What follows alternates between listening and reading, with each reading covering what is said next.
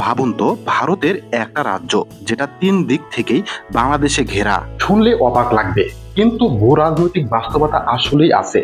সেখানকার মানুষ কথা বলে বাংলাদেশের উপভাষায়।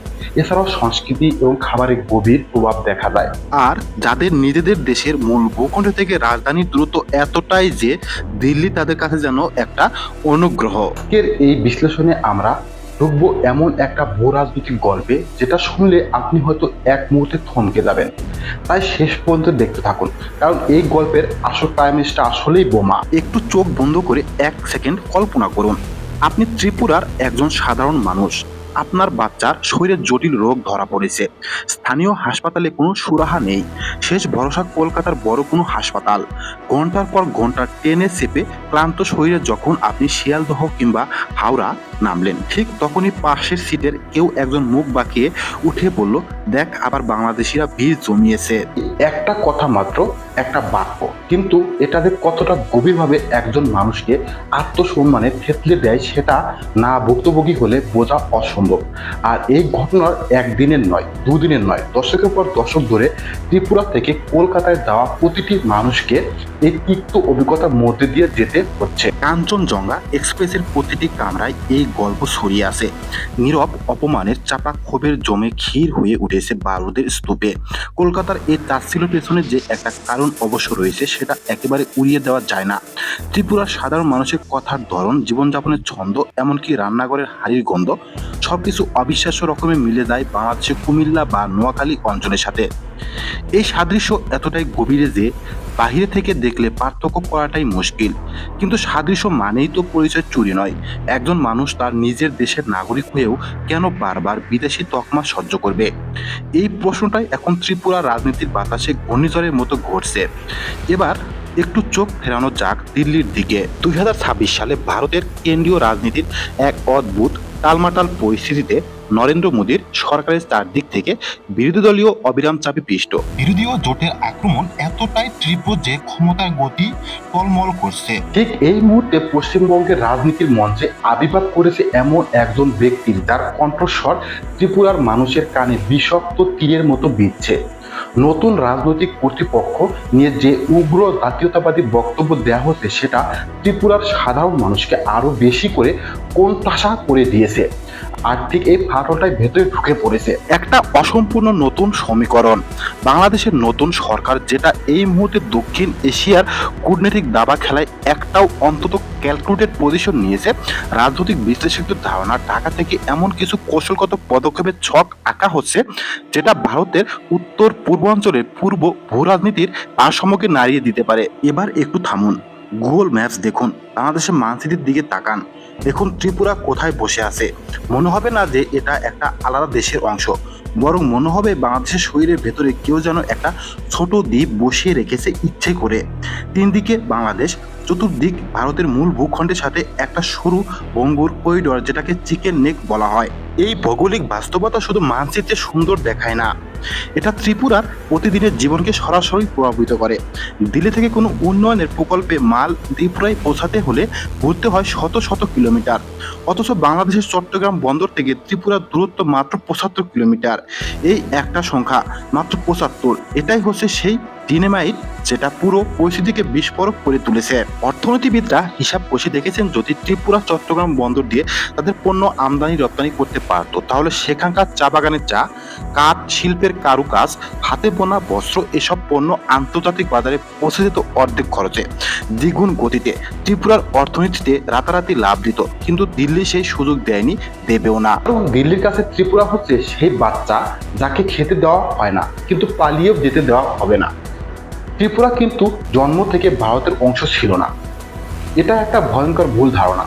শত শত বছর ধরে মানিক্য রাজবংশ এই ভূখণ্ড শাসন করেছে, সম্পূর্ণ স্বাধীনভাবে। মোগল সেনাপতিরা বারবার এই পাহাড়ি রাজ্য দখলের চেষ্টা করেছে, প্রতিবারই ফিরে গিয়েছে খালি হাতে। ব্রিটিশ সাম্রাজ্যের দ্রুত প্রশাসকরাও ত্রিপুরাকে পুরোপুরি গিলতে পারেনি। ত্রিপুরার রাজারা কূটনীতিক চাতুরে ব্রিটিশদের সন্তুষ্ট রেখে নিজেদের সার্বভৌম ঠিক ধরেই রেখেছিলেন। তারপর এলো 1947 দেশভাগের সেই রক্তাক্ত অধ্যায়। ভৌগোলিক যুক্তিতে ত্রিপুরা পূর্ব পাকিস্তান বর্তমান বাংলাদেশ যোগ হওয়ার কথা ছিল, কিন্তু ইতিহাস অন্য পথে গেল।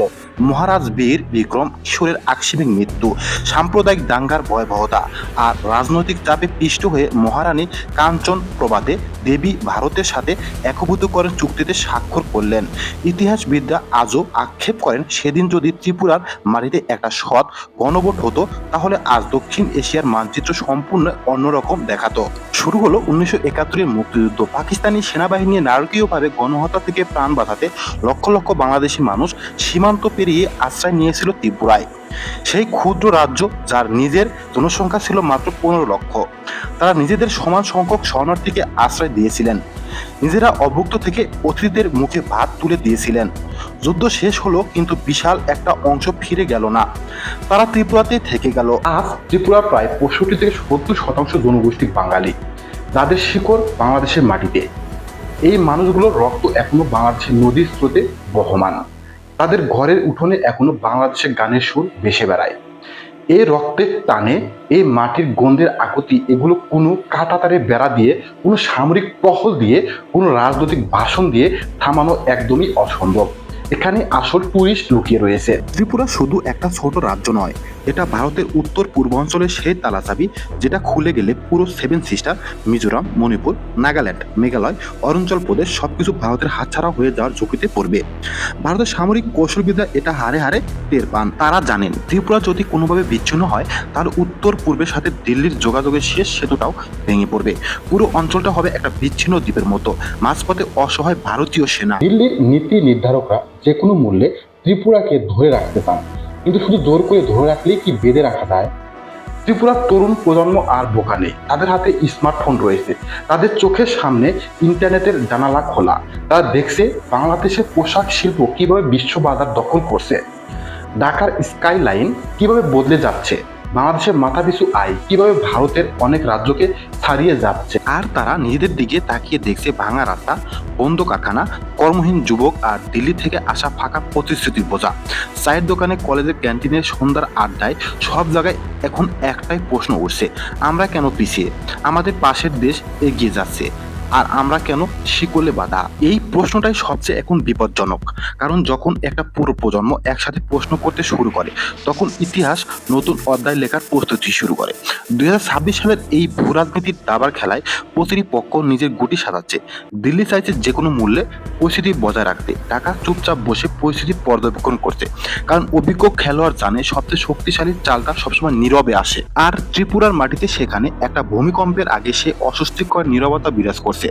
যখন পাখিরা ওরা বন্ধ করে দেয়, যখন নদীর পানি অদ্ভুতভাবে স্থির হয়ে যায়, তখন বাতাসে একটা অদ্ভুত গন্ধ ভেসে বেড়ায়। ইতিহাস আমাদের বারবার শিখিয়েছে ভৌগোলিক অবস্থান, অর্থনৈতিক বঞ্চনা, সংস্কৃতির টান, এই তিনটি শক্তি যখন একসাথে কাজ করে তখন পৃথিবীর কোনো সামরিক শক্তি, কোনো কূটনৈতিক চাতুর্য সেই জোয়ার ঠেকাতে পারে না। ত্রিপুরার গল্প শেষ হয়নি, বরং বলা ভালো এটা সবেমাত্র শুরু হয়েছে। আপনি কি মনে করছেন ত্রিপুরার এই গণ আকাঙ্ক্ষা কি সত্যি একদিন বাস্তবে রূপ নেবে, নাকি দিল্লি আবারও কোনো কৌশলে এই আগুন নিভিয়ে দেবে? অবশ্যই কমেন্ট বক্সে জানান আপনার মূল্যবান মতামত। ভিডিওটি ভালো লাগলে লাইক, শেয়ার এবং চ্যানেলটি সাবস্ক্রাইব করে পাশে থাকা বেল আইকনটি অন করে রাখুন, কারণ আমি আবারও হাজির হব এরকম বিস্ফোরক কোনো বিশ্লেষণ নিয়ে। আশা করি সে পর্যন্ত সুস্থ থাকবেন, ভালো থাকবেন। আল্লাহ হাফেজ।